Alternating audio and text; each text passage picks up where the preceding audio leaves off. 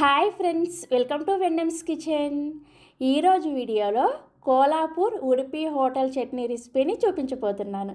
ఇక నేను చూపించబోయే ఈ చట్నీని మీరు ఒక్కసారి ఇడ్లీలో కానీ, దోశలో కానీ, వడలో కానీ, ఏ టిఫిన్లోకైనా సరే ఒక్కసారి టేస్ట్ చేశారనుకోండి, ఖచ్చితంగా మళ్ళీ మళ్ళీ ప్రిపేర్ చేసుకుంటారు. అంత టేస్టీగా ఉంటుంది.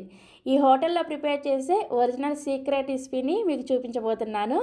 వీడియోని స్కిప్ చేయకుండా చివరి వరకు చూసి ఈ కోలాపూర్ ఉడిపి హోటల్ చట్నీని ఇంట్లోనే ప్రిపేర్ చేసేసుకోండి. సో ఇక ఏమాత్రం ఆలస్యం చేయకుండా ఈ చట్నీని ఎలా ప్రిపేర్ చేసుకోవాలో వీడియోలోకి వెళ్ళి చూసేయండి.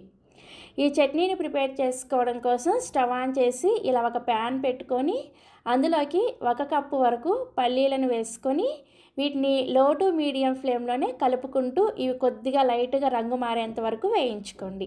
మీరు పెద్ద మంట మీద ఈ పల్లీలను వేయించుకున్నారంటే పల్లీల పైన పొట్టు అనేది తొందరగా రంగు మారిపోయి లోపల గింజ సరిగా వేగదనమాట. అప్పుడు చట్నీ టేస్ట్ అనేది అస్సలు బాగోదు. అందుకని మంటని ఖచ్చితంగా లో టు మీడియంకి అడ్జస్ట్ చేసుకుంటూ పల్లీలను చక్కగా వేయించుకోండి. అలాగే మీలో చాలామంది ఈ ఫ్రైయింగ్ ప్యాన్ ఎక్కడ కొన్నారు అని కామెంట్ చేస్తున్నారు. నేను ఈ ఫ్రైయింగ్ ప్యాన్ని అమెజాన్లో ఆర్డర్ చేసుకున్నానండి. మీలో ఎవరికైనా ఈ ఫ్రైయింగ్ ప్యాన్ లింక్ కావాలి అంటే ఈ వీడియో కింద డిస్క్రిప్షన్లో లింక్ ఇస్తాను, ఒకసారి చెక్ చేయండి.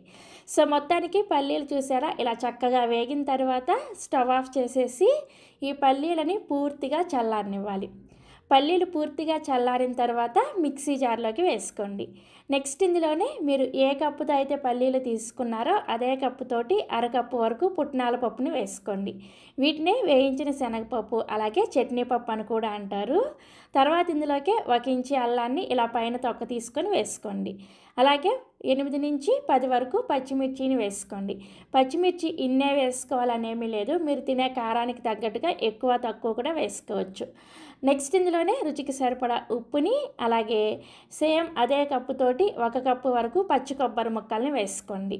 మీరు పల్లీలు తీసుకున్న కప్పుతోనే 1 కప్పు పల్లీలు, 1 కప్పు పచ్చి కొబ్బరి ముక్కలు అలాగే అరకప్పు పుట్నాల పప్పును వేసుకోవాలన్నమాట.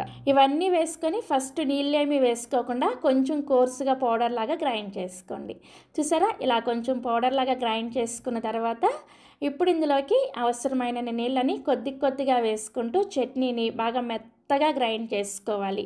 మనకి ఎక్కడా కూడా చట్నీ బరక లేకుండా బాగా మెత్తగా ఉండేటట్లుగా గ్రైండ్ చేసుకోండి. ఇక నేను మీకు చట్నీ గ్రైండ్ చేశాక చూపిస్తున్నాను, చూసారా, ఇలా గ్రైండ్ చేసుకున్న ఈ చట్నీని ఒక గిన్నెలోకి వేసుకోండి. నెక్స్ట్ ఇదే మిక్సీ జార్లోకి కొద్దిగా నీళ్ళను వేసుకొని ఈ నీళ్ళను కూడా చట్నీలో వేసేసుకొని కలుపుకోండి. చట్నీ మనకి ఇది కొంచెం ఇలా పలచగానే ఉండాలన్నమాట.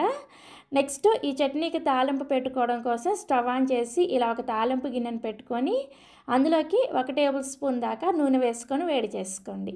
నూనె వేడైన తర్వాత ఇందులోకి 1/2 టీ స్పూన్ చొప్పున ఆవాలు, మినపగుళ్ళు, పచ్చిశనగపప్పు అండ్ జీలకర్ర ఈ 4 వేసుకొని ఈ తాలింపు గింజల్ని లో ఫ్లేమ్లోనే కొద్దిగా లైట్గా రంగు మారేంత వరకు వేయించుకోండి.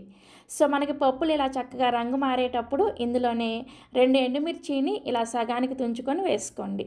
అలాగే 1 రెమ్మ కరివేపాకును కూడా వేసుకొని ఈ తాలింపుని చక్కగా ఫ్రై చేసేసుకొని ఈ తాలింపుని తీసుకొచ్చి మనం ముందుగా గ్రైండ్ చేసుకున్న ఈ చట్నీలో వేసేసుకొని కలుపుకోండి. అంతే, చాలా సింపుల్గా మనం ఈ హోటల్లో చేసే చట్నీని ఇంట్లోనే ప్రిపేర్ చేసేసుకోవచ్చు. చాలా చాలా టేస్టీగా ఉంటుంది. మీరు రెగ్యులర్గా ప్రిపేర్ చేసుకునే ఇడ్లీ, దోశ, వడ, ఉప్మా, మైసూర్ బొండా, పునుగులు ఇలా ఏ బ్రేక్ఫాస్ట్లోకైనా సరే ఈ చట్నీ సెట్ అయిపోతుంది. సో తప్పకుండా మీరు కూడా ట్రై చేస్తారు కదా. ట్రై చేసిన తర్వాత మీ ఫీడ్బ్యాక్ని నాతో షేర్ చేసుకోవడం అస్సలు మర్చిపోరు కదా. అలాగే మరిన్ని Emmy tasty and secret recipes కోసం వెన్నెమ్స్ కిచెన్ని సబ్స్క్రైబ్ చేసుకోండి. Thank you.